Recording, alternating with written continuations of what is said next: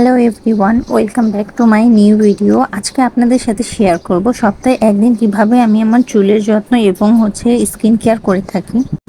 চুলের যত্নে আমি ইউজ করি একটা প্রোডাক্ট, সেটা হচ্ছে সীসা হার্বাল অয়েল। আর আমি 6-7 মাস ধরে এই তেলটা ইউজ করছি। এটা ইউজ করার পর আমার চুল পড়া অনেকখানি কমে গিয়েছে। যেহেতু এটা একটা হার্বাল অয়েল, তাই এতে অনেক উপাদান রয়েছে যেটা আমাদের চুল পড়া বন্ধে অনেক কার্যকরী।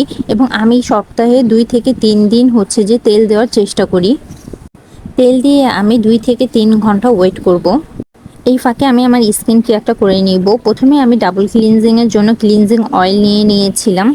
আমি প্রতিদিনই চেষ্টা করি ডাবল ক্লিনজিং করার। এটা খুবই উপকারী। আমার মনে হয় যে ফেসের অনেকখানি সমস্যার সমাধান হয়ে যায় ডাবল ক্লিনজিং করলে। যারা আমার মতো রেগুলার বাহিরে যান, সানস্ক্রিন ইউজ করেন, মেকআপ করেন, এছাড়া বাহিরে ধুলোবালিও আমাদের ফেসে লাগে এই জন্য প্রতিদিন ডাবল ক্লিনজিং করাটা অনেক ইম্পর্টেন্ট। এখন আমি আমার ফেসে আমার পছন্দের ফেস ওয়াশ দিয়ে ফেসটা ক্লিন করে নিব। ফেস আমি ভালো মতো ধুয়ে মুছে নিব। এখন আমি আমার আপার লিপ এবং আইব্রোটা করে নিব। এই জন্য আমি প্রথম অ্যালোভেরা জেলটা ইউজ করব। খালি ফেসে ফেসিয়াল রেজারটা ইউজ না করাই বেটার। এতে র্যাশ পিম্পলের সমস্যা হতে পারে, এছাড়া কেটে যাওয়ার ভয় থাকে। তাই অ্যালোভেরা জেলটা দিয়ে আমি আমার আপার লিপটা করব। নতুন ফেসিয়াল রেজারগুলো একটু ধার থাকে, তাই যারা প্রথম প্রথম ফেসিয়াল রেজার ইউজ করবেন তারা একটু সময় নিয়ে আস্তে আস্তে ইউজ করার চেষ্টা করবেন।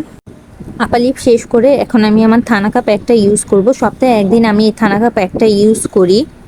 যেহেতু আমি প্রতিদিন বের হই, তাই রোদে সানটান পড়ে যায়। আর এই থানাকা প্যাকটা সানটান দূর করতে হেল্প করে থাকে। যে কোনো ফেস প্যাক ইউজ করার সময় ফেসের পাশাপাশি গলাতেও ইউজ করা উচিত।